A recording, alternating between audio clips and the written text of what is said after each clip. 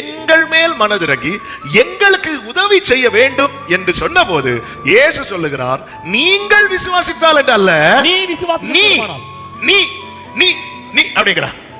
நீ விசுவாசிக்க கூடுமானால் ஆகும். ஆண்டவரே, நாங்க அவங்களோட பையன் இருக்கட்டும், நீ நீ நீ நம்முடைய விசுவாசம் பேசப்படும், நம்முடைய விசுவாசம் பேசப்படும்.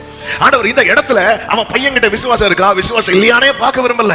ஆமென். அவன் பாரத்தை இவன் பாரமா சுமந்துட்டு வந்து நிக்கும் போது கர்த்தர் இப்ப என்ன சொல்றா தெரியுமா? எனக்கு உன் விசுவாசம் வெளிப்பட்டா போதும், உன் பையனுக்கு நான் சுகத்தை கொடுக்க ஆரம்பிச்சிருவேன். நீ விசுவாசிக்க கூடுமானால், நீ விசுவாசிக்க கூடுமானால் இந்த காலை வேளையில என்ன கேட்கிற அன்பு சகோதர சகோதரி, நம்ம குடும்பத்தில் இருக்கிற பல பிரச்சனை மாறுவதற்கு தேவன் நம்முடைய விசுவாசத்தை பார்க்க விரும்புகிறார், நம்முடைய விசுவாசத்தை அறிய விரும்புகிறார். நீ விசுவாசிக்க கூடுமானால். 4 வாலிபர்கள் அந்த திமிராத காரனை கீழே இறக்கி வச்சதும் நான் அவர்களுடைய விசுவாசத்தை கண்டு அவங்க விசுவாசத்தை பார்க்கிறார். நீ விசுவாசிக்க கூடுமானா, இப்பதான் அவன் உண்மையில கத்துறான், எனக்கு உதவுங்க. ஹல்லேலூயா. முதல்ல எப்படி கேட்கறான் தெரியுமா? எங்களுக்கு உதவுங்க. இப்ப என்ன கேட்கறான் தெரியுமா?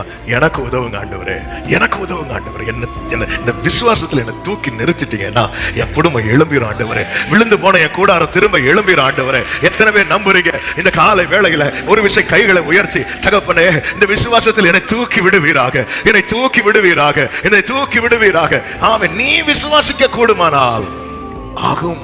நானும் கர்த்தாவே உம்மை நம்பியுள்ளேன்.